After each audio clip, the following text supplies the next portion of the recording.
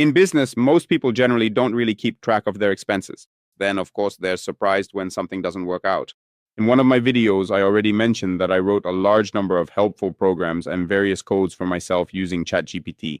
And there's one in particular I'd like to focus on. This is very relevant to business.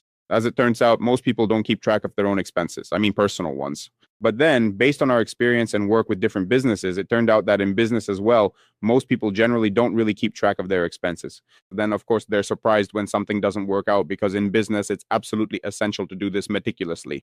But that's not what I want to talk about right now. I've been tracking my expenses for 11 years now. I record absolutely all my personal and work-related expenses. I used to add this to my Google Calendar, and the method was actually quite effective. My last task of the day at 11 p.m. was to set a reminder for expenses and simply record everything I had spent, whether by card or in cash, on business processes. Later, I started separating business and personal expenses. At the end of the day, I would come home and enter all my expenses into an Excel spreadsheet. Then I started doing it a bit less often. I began entering everything once a month. So I would sit down, take the entire calendar, and just re-enter all the expenses for the month. But at that point, I didn't have a sense of whether I was spending a lot or a little. In other words, there was no control or management. So at the end of the month, I would just realize, okay, I spent this much this month, and it was a lot. But what am I supposed to do with that? So when we see constantly growing numbers every day in one column or another, and now, of course, there are a lot more columns. That is, I made this tracking more detailed. What am I getting at? That now, with the help of ChatGPT, I made myself a bot in Telegram where I just type the name of the table. I have a Poland table, a Ukraine table, and a personal table.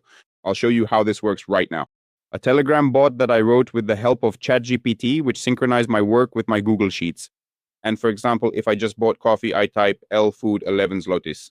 It immediately converts from zlotys into the currency I need, in this case, a hryvnia. You can see the exchange rate here, how much was spent. It has already added this amount and entered it into the personal table. In the same way, I can then subtract 11 zlotys, for example, and it will return any value I need. If I have expenses for the Polish warehouse, for example, which I personally paid for, let's say it's a website and, for example, 1,000 euros. It also converts the expenses at the exchange rate and enters them into the corresponding column. Thus, in my Google Sheets, I have a complete record of all expenses. I can immediately enter them there, and later I can do in-depth analysis of all expenditures, income, and everything else. Overall, I assure you this is quite manageable even for someone who knows absolutely nothing about programming.